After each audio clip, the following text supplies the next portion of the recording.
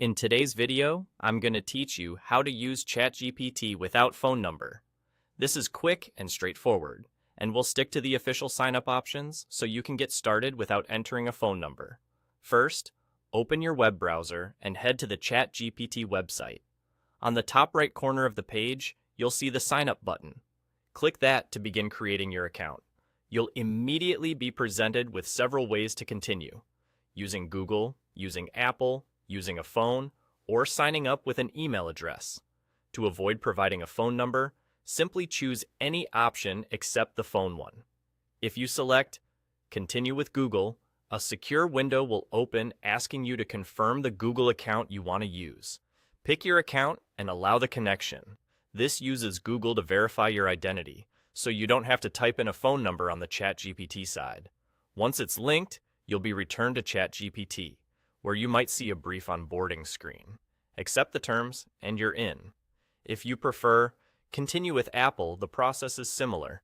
You'll sign in with your Apple ID and approve the connection. Apple can even hide your email if you choose that setting, which keeps things tidy while still avoiding phone verification.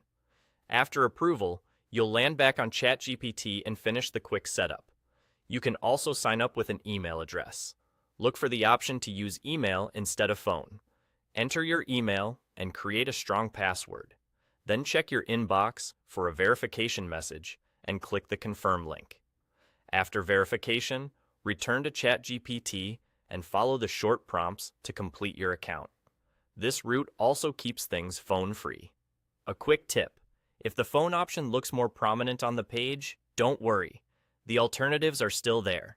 Just click the Google, Apple, or email choice. Also, make sure you're on the official ChatGPT site and that your browser isn't blocking the pop-up windows used for Google or Apple sign-in. After you've signed up with any of these methods, logging back in is easy.